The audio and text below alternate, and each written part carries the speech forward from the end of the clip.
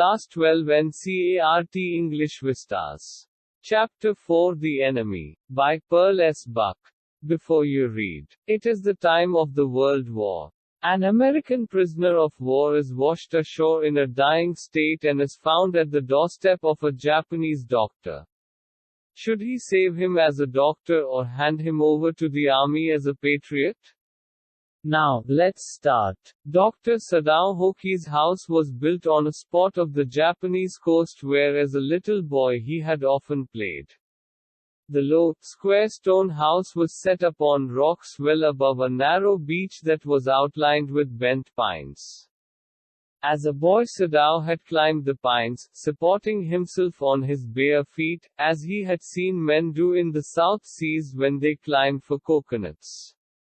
His father had taken him often to the islands of those seas, and never had he failed to say to the little brave boy at his side, "Those islands yonder, they are the stepping stones to the future for Japan.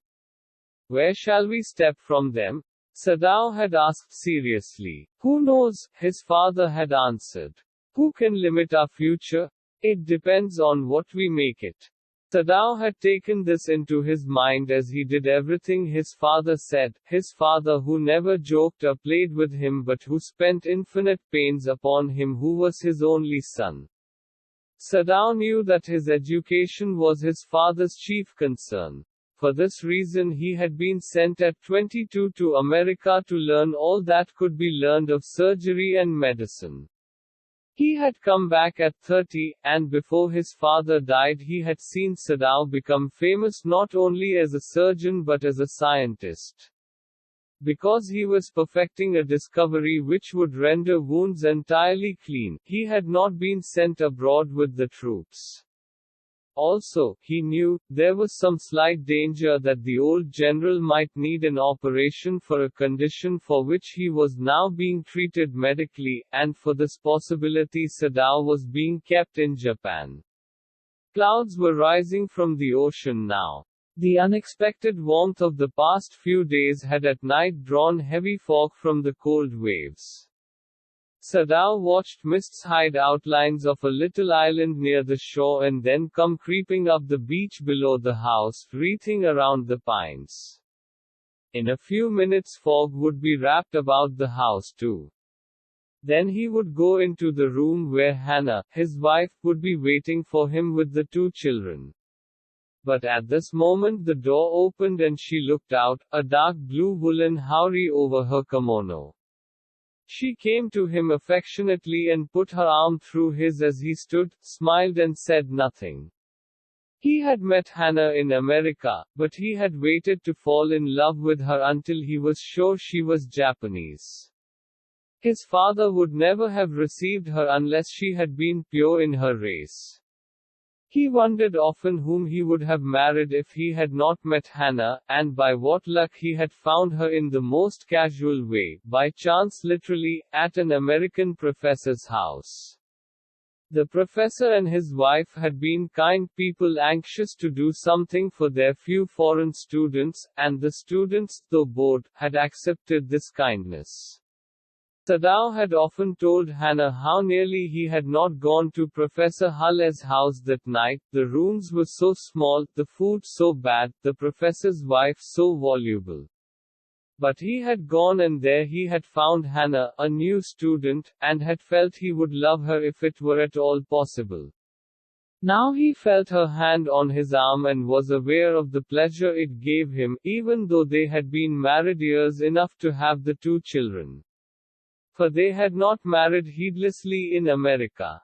They had finished their work at school and had come home to Japan, and when his father had seen her the marriage had been arranged in the old Japanese way, although Sadao and Hannah had talked everything over beforehand. They were perfectly happy. She laid her cheek against his arm. It was at this moment that both of them saw something black come out of the mists. It was a man. He was flung up out of the ocean, flung, it seemed, to his feet by a breaker. He staggered a few steps, his body outlined against the mist, his arms above his head. Then the curled mists hid him again. Who was that? Hannah cried. She dropped Sadao's arm and they both leaned over the railing of the veranda. Now they saw him again. The man was on his hands and knees crawling. Then they saw him fall on his face and lie there. A fisherman perhaps, Sadao said, washed from his boat. He ran quickly down the steps and behind him Hannah came, her white sleeves flying. A mile or two away on either side there were fishing villages, but here was only the bare and lonely coast, dangerous with rocks. The surf beyond the beach was spiked with rocks. Somehow the man had managed to come through them. He must be badly torn.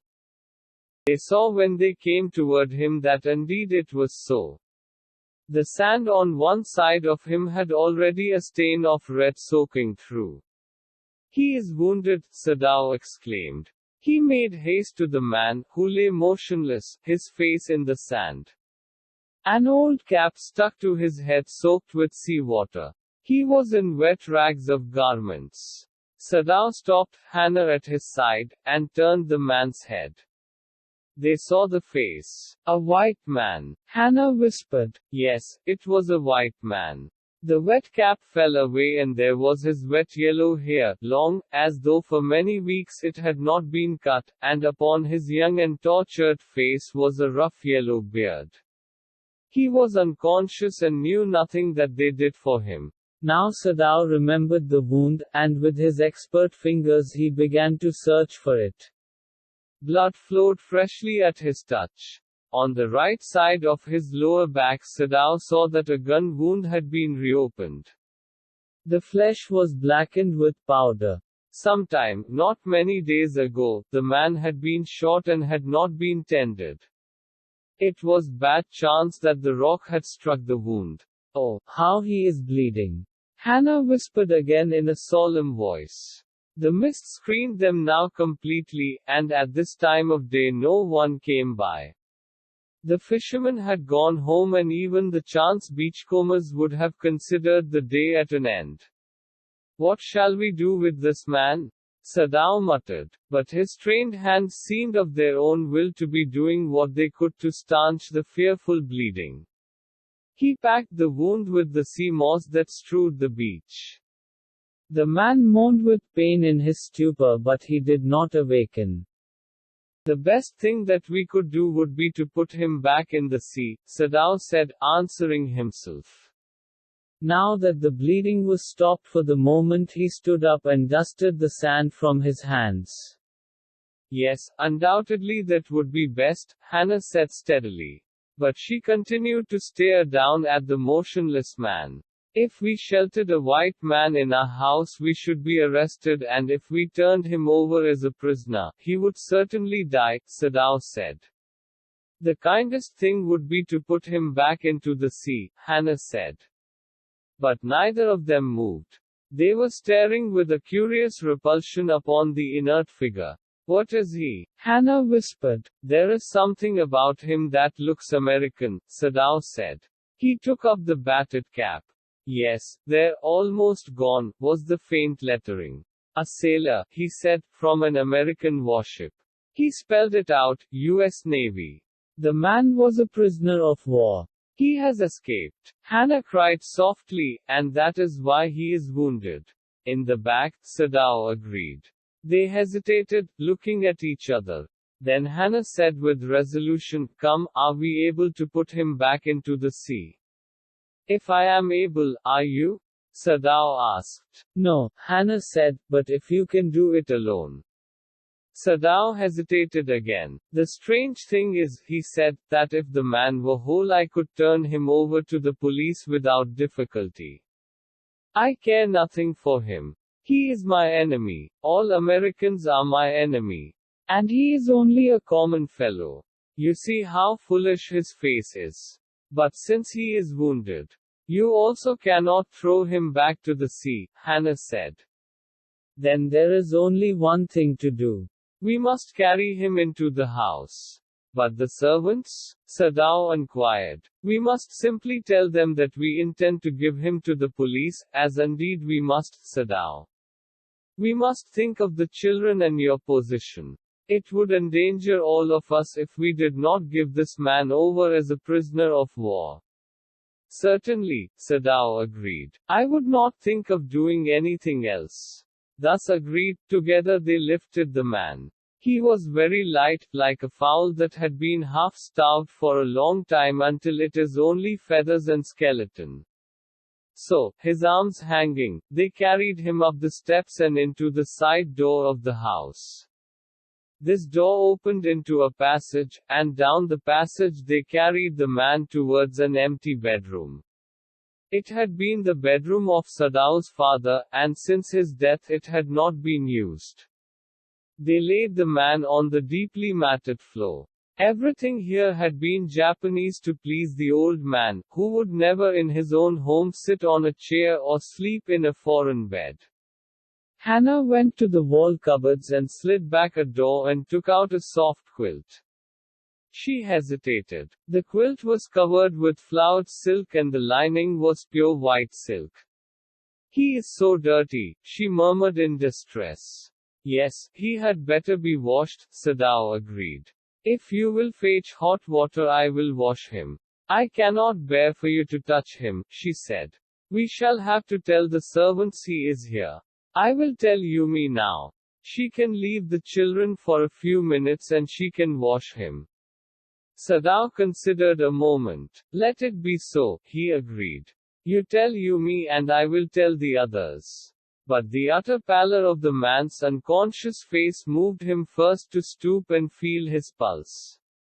It was faint but it was there. He put his hand against the man's cold breast. The heart too was yet alive. He will die unless he is operated on, Sadao said, considering. The question is whether he will not die anyway. Hannah cried out in fear. Don't try to save him. What if he should live? What if he should die? Sadao replied. He stood gazing down on the motionless man. This man must have extraordinary vitality or he would have been dead by now. But then he was very young, perhaps not yet 25. You mean die from the operation? Hannah asked. Yes, Sadao said. Hannah considered this doubtfully, and when she did not answer Sadao turned away. At any rate something must be done with him, he said, and first he must be washed. He went quickly out of the room and Hannah came behind him. She did not wish to be left alone with the white man. He was the first she had seen since she left America and now he seemed to have nothing to do with those whom she had known there. Here he was her enemy, a menace, living or dead. She turned to the nursery and called, Yumi. But the children heard her voice and she had to go in for a moment and smile at them and play with the baby boy, now nearly 3 months old. Over the baby's soft black hair she motioned with her mouth, Yumi, come with me. I will put the baby to bed, Yumi replied. He is ready. She went with Yumi into the bedroom next to the nursery and stood with the boy in her arms while Yumi spread the sleeping quilts on the floor and laid the baby between them. Then Hannah led the way quickly and softly to the kitchen. The 2 servants were frightened at what their master had just told them. The old gardener, who was also a house servant, pulled the few hairs on his upper lip. The master ought not to heal the wound of this white man, he said bluntly to Hannah. The white man ought to die. First he was shot, then the sea caught him and wounded him with her rocks. If the master heals what the gun did and what the sea did, they will take revenge on us. I will tell him what you say, Hannah replied courteously. But she herself was also frightened, although she was not superstitious as the old man was. Could it ever be well to help an enemy? Nevertheless, she told Yumi to fetch the hot water and bring it to the room where the white man was. She went ahead and slid back the partitions. Sadao was not yet there. Yumi, following, put down her wooden bucket. Then she went over to the white man. When she saw him, her thick lips folded themselves into stubbornness. I have never washed a white man, she said, and I will not wash so dirty a one now. Hannah cried at her severely. You will do what your master commands you. There was so fierce a look of resistance upon Yumi's round dull face that Hannah felt unreasonably afraid. After all, if the servants should report something that was not as it happened? Very well, she said with dignity. You understand, we only want to bring him to his senses so that we can turn him over as a prisoner? I will have nothing to do with it, Yumi said. I am a poor person and it is not my business. Then please, Hannah said gently, return to your own work. At once Yumi left the room. But this left Hannah with the white man alone. She might have been too afraid to stay had not her anger at Yumi's stubbornness now sustained her. Stupid Yumi, she muttered fiercely. Is this anything but a man? And a wounded helpless man. In the conviction of her own superiority, she bent impulsively and untied the knotted rugs that kept the white man covered. When she had his breast bare, she dipped the small clean towel that Yumi had brought into the steaming hot water and washed his face carefully.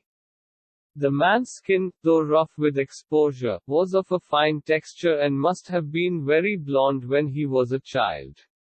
While she was thinking these thoughts, though not really liking the man better now that he was no longer a child, she kept on washing him until his upper body was quite clean. But she dared not turn him over. Where was Sadao? Now her anger was ebbing, and she was anxious again, and she rose, wiping her hands on the wrong towel. Then, lest the man be chilled, she put the quilt over him. Sadao, she called softly. He had been about to come in when she called. His hand had been on the door and now he opened it.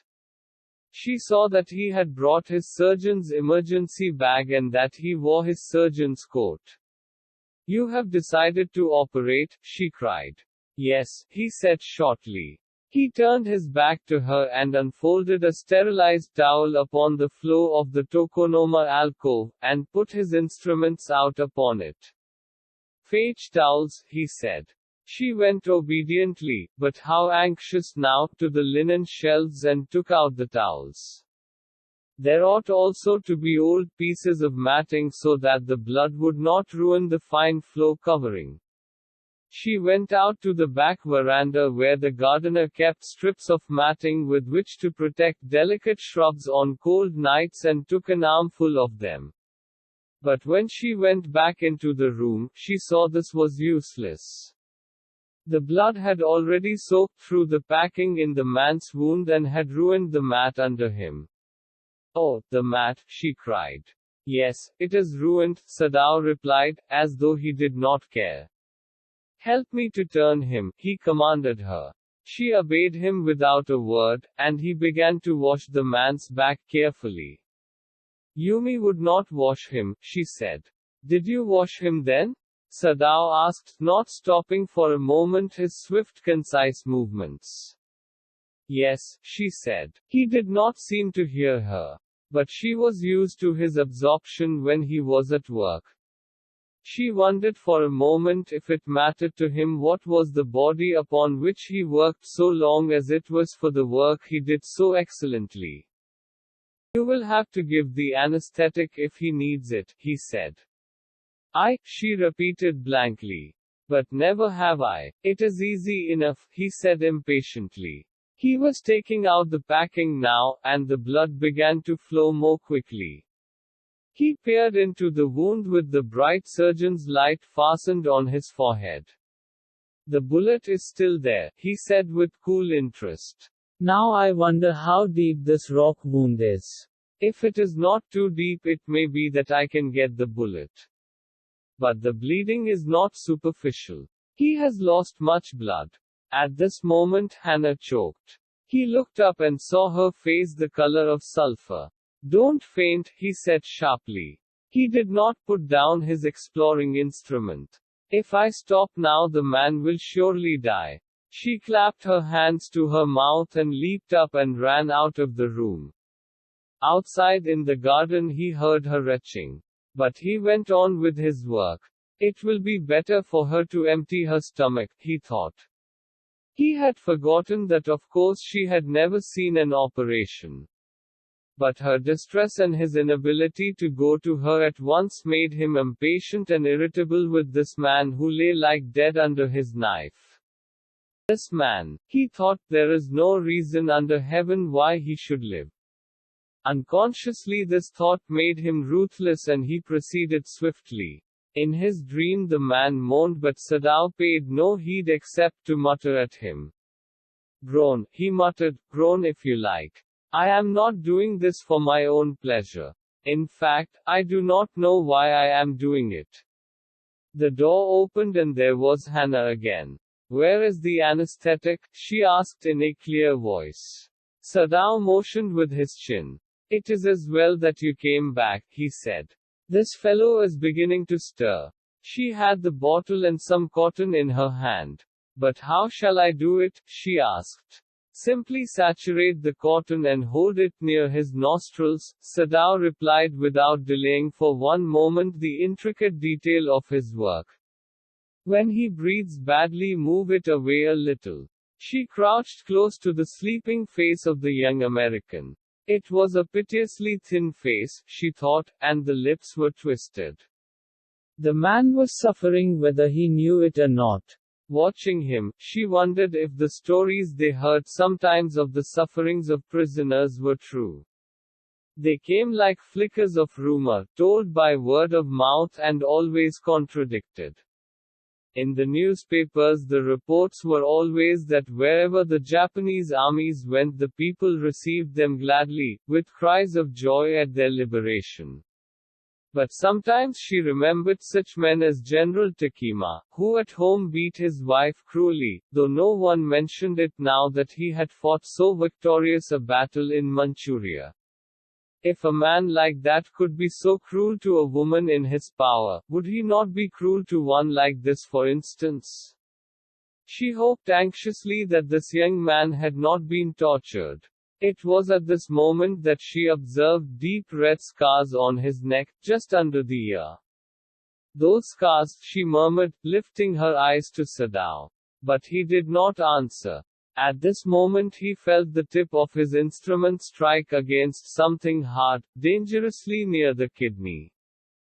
All thought left him. He felt only the purest pleasure. He probed with his fingers, delicately, familiar with every atom of this human body.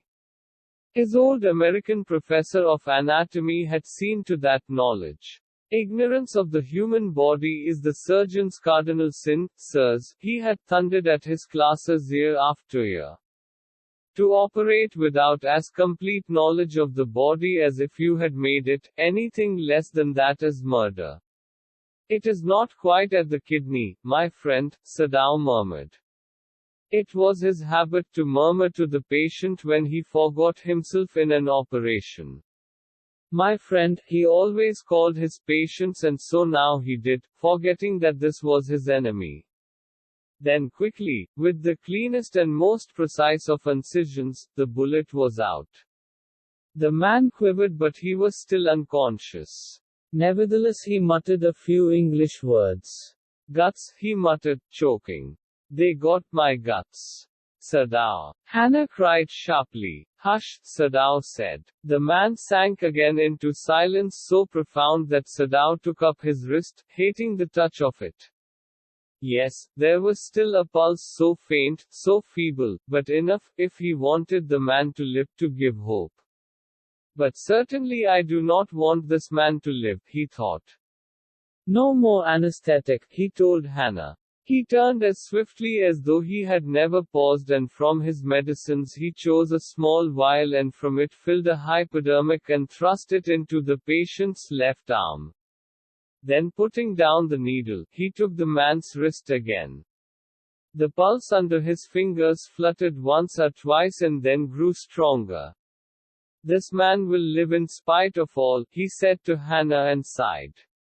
The young man woke, so weak, his blue eyes so terrified when he perceived where he was, that Hannah felt compelled to apologize. She herself served him, for none of the servants would enter the room. When she came in the first time, she saw him summon his small strength to be prepared for some fearful thing. "Don't be afraid," she begged him softly. "How come you speak English?" he gasped. "I was a long time in America," she replied. She saw that he wanted to reply to that but he could not, and so she knelt and fed him gently from the porcelain spoon. He ate unwillingly, but still he ate. "Now you will soon be strong," she said, not liking him and yet moved to comfort him. He did not answer. When Sadao came in the third day after the operation, he found the young man sitting up, his face bloodless with the effort. "Lie down," Sadao cried. "Do you want to die?" He forced the man down gently and strongly and examined the wound. "You may kill yourself if you do this sort of thing," he scolded. "What are you going to do with me?" the boy muttered. He looked just now barely 17. "Are you going to hand me over?" For a moment Sadao did not answer. He finished his examination and then pulled the silk quilt over the man. "I do not know myself what I shall do with you," he said.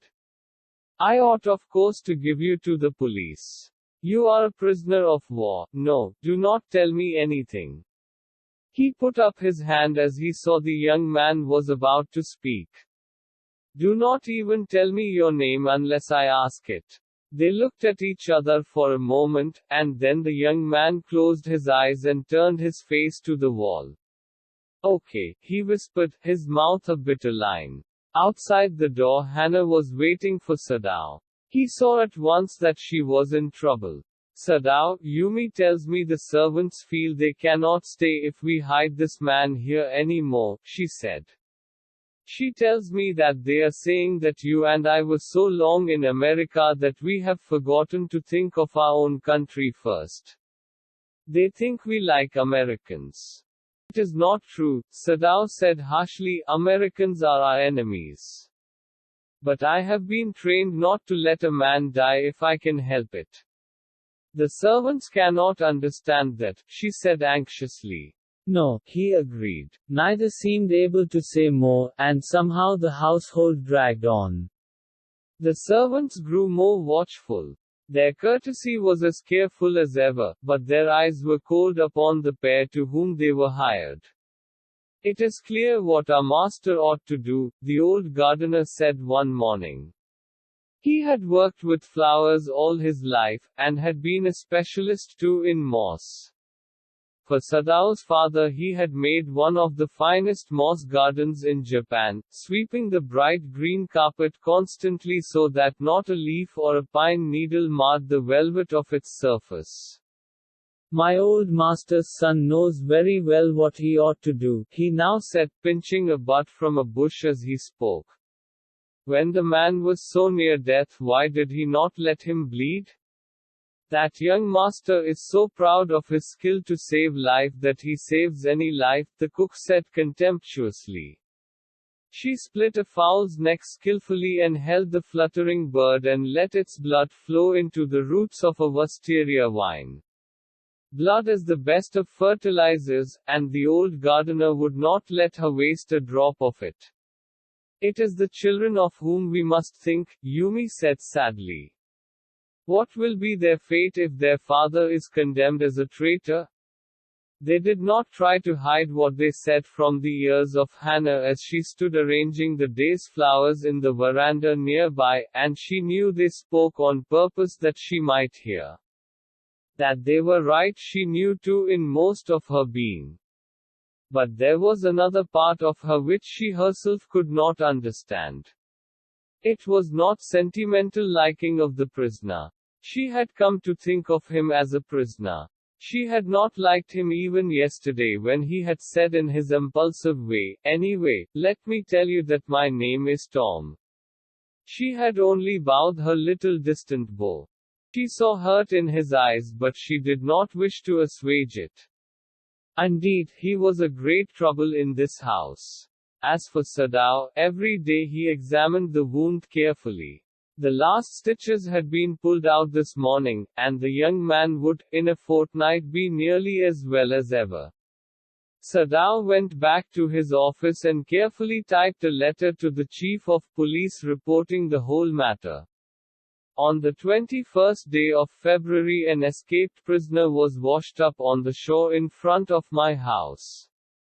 So far he typed, and then he opened a secret drawer of his desk and put the unfinished report into it. On the 7th day after that, two things happened. In the morning the servants left together, their belongings tied in large square cotton kerchiefs. When Hannah got up in the morning, nothing was done, the house not cleaned and the food not prepared, and she knew what it meant. She was dismayed and even terrified, but her pride as a mistress would not allow her to show it. Instead, she inclined her head gracefully when they appeared before her in the kitchen, and she paid them off and thanked them for all that they had done for her. They were crying, but she did not cry.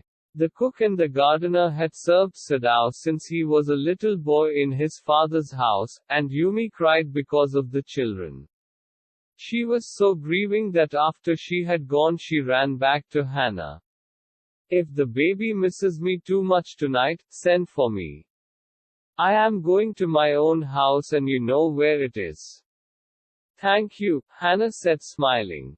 But she told herself she would not send for Yumi however the baby cried.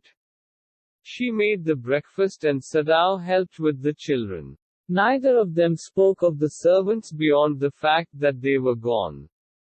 But after Hannah had taken morning food to the prisoner, she came back to Sadao. "Why is it we cannot see clearly what we ought to do?" she asked him. "Even the servants see more clearly than we do. Why are we different from other Japanese?" Sadao did not answer. But a little later he went into the room where the prisoner was and said brusquely, "Today you may get up on your feet. I want you to stay up only 5 minutes at a time. Tomorrow you may try it twice as long. It would be well that you get back your strength as quickly as possible." He saw the flicker of terror on the young face that was still very pale. "Okay," the boy murmured. Evidently he was determined to say more. "I feel I ought to thank you, doctor, for having saved my life." "Don't thank me too early," Sadao said coldly. He saw the flicker of terror again in the boy's eyes, terror as unmistakable as an animal's. The scars on his neck were crimson for a moment. Those scars. What were they? Sadao did not ask. In the afternoon the second thing happened. Hannah, working hard on unaccustomed labor, saw a messenger come to the door in official uniform. Her hands went weak and she could not draw her breath. The servants must have told already. She ran to Sadao, gasping, unable to utter a word. But by then the messenger had simply followed her through the garden and there he stood. She pointed at him helplessly. Sadao looked up from his book. He was in his office, the other partition of which was thrown open to the garden for the southern sunshine. "What is it?" he asked the messenger, and then he rose, seeing the man's uniform. "You are to come to the palace," the man said. "The old general is in pain again." "Oh," Hannah breathed, "is that all?" "All," the messenger exclaimed. "Is it not enough?" "Indeed it is," she replied. "I am very sorry." When Sadao came to say goodbye, she was in the kitchen, but doing nothing. The children were asleep and she sat merely resting for a moment, more exhausted from her fright than from work. "I thought they had come to arrest you," she said. He gazed down into her anxious eyes. "I must get rid of this man for your sake," he said in distress. "Somehow I must get rid of him. Sadao goes to see the general." "Of course," the general said weakly, "I understand fully. But that is because I once took a degree in Princeton. So few Japanese have. I care nothing for the man, Excellency," Sadao said, "but having operated on him with such success." Yes, the general said. It only makes me feel you more indispensable to me. Evidently you can save anyone, you are so skilled. You say you think I can stand one more such attack as I have had today? Not more than one, Sadao said. Then certainly I can allow nothing to happen to you, the general said with anxiety. His long pale Japanese face became expressionless, which meant that he was in deep thought. You cannot be arrested, the general said, closing his eyes. Suppose you were condemned to death and the next day I had to have my operation? There are other surgeons, Excellency, Sadao suggested. None I trust, the general replied. The best ones have been trained by Germans and would consider the operation successful even if I died. I do not care for their point of view. He sighed. It seems a pity that we cannot better combine the German ruthlessness with the American sentimentality. Then you could turn your prisoner over to execution and yet I could be sure you would not murder me while I was unconscious. The general laughed. He had an unusual sense of humor. As a Japanese, could you not combine these two foreign elements? He asked. Sadao smiled. I am not quite sure, he said, but for your sake I would be willing to try, Excellency. The general shook his head. I had rather not be the test case, he said. He felt suddenly weak and overwhelmed with the cares of his life as an official in times such as these when repeated victory brought great responsibilities all over the South Pacific. It is very unfortunate that this man should have washed up on your doorstep, he said irritably. I feel it so myself, Sadao said gently. It would be best if he could be quietly killed, the general said. Not by you, but by someone who does not know him. I have my own private assassins. Suppose I send 2 of them to your house tonight or better, any night. You need know nothing about it. It is now warm. What would be more natural than that you should leave the outer partition of the white man's room open to the garden while he sleeps? Certainly it would be very natural, Sadao agreed. In fact, it is so left open every night. Good, the general said, yawning. They are very capable assassins, they make no noise and they know the trick of inward bleeding.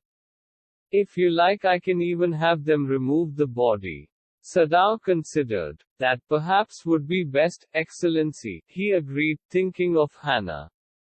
He left the general's presence then and went home, thinking over the plan. In this way the whole thing would be taken out of his hands. He would tell Hannah nothing, since she would be timid at the idea of assassins in the house, and yet certainly such persons were essential in an absolute state such as Japan was. How else could rulers deal with those who opposed them? He refused to allow anything but reason to be the atmosphere of his mind as he went into the room where the American was in bed. But as he opened the door, to his surprise he found the young man out of bed, and preparing to go into the garden. What is this? He exclaimed. Who gave you permission to leave your room? I'm not used to waiting for permission, Tom said gaily. Gosh, I feel pretty good again. But will the muscles on this side always feel stiff? Is it so? Sadao inquired, surprise. He forgot all else. Now I thought I had provided against that, he murmured. He lifted the edge of the man's shirt and gazed at the healing scar. Massage may do it, he said, if exercise does not. It won't bother me much, the young man said. His young face was gaunt under the stubbly blonde beard. Say, doctor, I've got something I want to say to you. If I hadn't met a Jap like you, well, I wouldn't be alive today. I know that. Sadao bowed but he could not speak. Sure, I know that, Tom went on warmly. His big thin hands gripping a chair were white at the knuckles. I guess if all the Japs were like you there wouldn't have been a war. Perhaps, Sadao said with difficulty. And now I think you had better go back to bed. He helped the boy back into bed and then bowed. "Good night," he said. Sadao slept badly that night. Time and time again he woke thinking he heard the rustling of footsteps, the sound of a twig broken or a stone displaced in the garden, a noise such as men might make who carried a burden. The next morning he made the excuse to go first into the guest room. If the American were gone he then could simply tell Hannah that so the general had directed. But when he opened the door he saw at once that there on the pillow was the shaggy blonde head. He could hear the peaceful breathing of sleep and he closed the door again quietly. "He is asleep," he told Hannah. "He is almost well to sleep like that. What shall we do with him?" Hannah whispered her old refrain. Sadao shook his head. "I must decide in a day or two," he promised. But certainly, he thought, the second night must be the night. There rose a wind that night, and he listened to the sounds of bending boughs and whistling partitions. Hannah woke too. "Ought we not to go and close the sick man's partition?" she asked. "No," Sadao said. "He is able now to do it for himself." But the next morning the American was still there. Then the third night of course must be the night. The wind changed to quiet rain and the garden was full of the sound of dripping eaves and running springs. Sadao slept a little better, but he woke at the sound of a crash and leaped to his feet. "What was that?" Hannah cried. The baby woke at her voice and began to wail. "I must go and see," but he held her and would not let her move. "Sadao," she cried, "what is the matter with you?" "Don't go," he muttered, "don't go." His terror infected her and she stood breathless, waiting. There was only silence. Together they crept back into the bed, the baby between them. Yet when he opened the door of the guest room in the morning there was the young man. He was very gay and had already washed and was now on his feet. He had asked for a razor yesterday and had shaved himself and today there was a faint color in his cheeks. "I am well," he said joyously. Sadao drew his kimono round his weary body. He could not, he decided suddenly, go through another night. It was not that he cared for this young man's life. No, simply it was not worth the strain. "You are well," Sadao agreed. He lowered his voice. "You are so well that I think if I put my boat on the shore tonight, with food and extra clothing in it, you might be able to row to that little island not far from the coast. It is so near the coast that it has not been worth fortifying. Nobody lives on it because in storm it is submerged. But this is not the season of storm. You could live there until you saw a Korean fishing boat pass by. They pass quite near the island because the water is many fathoms deep there." The young man stared at him, slowly comprehending. "Do I have to?" he asked. "I think so," Sadao said gently. "You understand, it is not hidden that you are here." The young man nodded in perfect comprehension. "Okay," he said simply. Sadao did not see him again until evening. As soon as it was dark he had dragged the stout boat down to the shore and in it he put food and bottled water that he had bought secretly during the day, as well as 2 quilts he had bought at a pawnshop. The boat he tied to a post in the water, for the tide was high. There was no moon and he worked without a flashlight. When he came to the house he entered as though he were just back from his work, and so Hannah knew nothing. "Yumi was here today," she said as she served his supper. Though she was so modern, still she did not eat with him. Yumi cried over the baby, she went on with a sigh. "She misses him so. The servants will come back as soon as the foreigner is gone," Sadao said. He went into the guest room that night before he went to bed himself and checked carefully the American's temperature, the state of the wound, and his heart and pulse. The pulse was irregular but that was perhaps because of excitement. The young man's pale lips were pressed together and his eyes burned. Only the scars on his neck were red. I realize you are saving my life again, he told Sadao. Not at all, Sadao said. It is only inconvenient to have you here any longer. He had hesitated a good deal about giving the man a flashlight. But he had decided to give it to him after all. It was a small one, his own, which he used at night when he was called. If your food runs out before you catch a boat, he said, signal me 2 flashes at the same instant the sun drops over the horizon. Do not signal in darkness, for it will be seen. If you are all right but still there, signal me once. You will find fresh fish easy to catch, but you must eat them raw. A fire would be seen. Okay, the young man breathed. He was dressed now in the Japanese clothes which Sadao had given him, and at the last moment Sadao wrapped a black cloth about his blonde head. Now, Sadao said. The young American, without a word, shook Sadao's hand warmly, and then walked quite well across the floor and down the step into the darkness of the garden. Once, twice, Sadao saw his light flash to find his way. But that would not be suspected. He waited until from the shore there was one more flash. Then he closed the partition. That night he slept. You say the man escaped? The general asked faintly. He had been operated upon a week before, an emergency operation to which Sadao had been called in the night. For 12 hours Sadao had not been sure the general would live. The gallbladder was much involved. Then the old man had begun to breathe deeply again and to demand food. Sadao had not been able to ask about the assassins. So far as he knew, they had never come. The servants had returned and Yumi had cleaned the guest room thoroughly and had burned sulfur in it to get the white man's smell out of it. Nobody said anything. Only the gardener was cross because he had got behind with his chrysanthemums. But after a week Sadao felt the general was well enough to be spoken to about the prisoner. Yes, Excellency, he escaped, Sadao now said. He coughed, signifying that he had not said all he might have said, but was unwilling to disturb the general further. But the old man opened his eyes suddenly.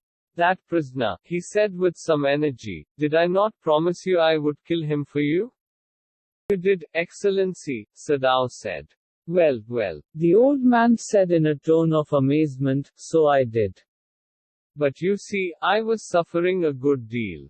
The truth is, I thought of nothing but myself. In short, I forgot my promise to you. I wondered, Your Excellency, Sadao murmured. It was certainly very careless of me, the general said. But you understand it was not lack of patriotism or dereliction of duty. He looked anxiously at his doctor. If the matter should come out you would understand that, wouldn't you? Certainly, Your Excellency, Sadao said. He suddenly comprehended that the general was in the palm of his hand and that as a consequence he himself was perfectly safe. I can swear to your loyalty, Excellency, he said to the old general, and to your zeal against the enemy. You are a good man, the general murmured and closed his eyes. You will be rewarded. But Sadao, searching the spot of black in the twilight sea that night, had his reward. There was no prick of light in the dusk. No one was on the island. His prisoner was gone, safe, doubtless, for he had warned him to wait only for a Korean fishing boat. He stood for a moment on the veranda, gazing out to the sea from whence the young man had come that other night. And into his mind, although without reason, there came other white faces he had known, the professor at whose house he had met Hannah, a dull man, and his wife had been a silly talkative woman, in spite of her wish to be kind. He remembered his old teacher of anatomy, who had been so insistent on mercy with the knife, and then he remembered the face of his fat and slatternly landlady. He had had great difficulty in finding a place to live in America because he was a Japanese. The Americans were full of prejudice and it had been bitter to live in it, knowing himself their superior. How he had despised the ignorant and dirty old woman who had at last consented to house him in her miserable home. He had once tried to be grateful to her because she had in his last year nursed him through influenza, but it was difficult, for she was no less repulsive to him in her kindness. Now he remembered the youthful, haggard face of his prisoner, white and repulsive. Strange, he thought. I wonder why I could not kill him?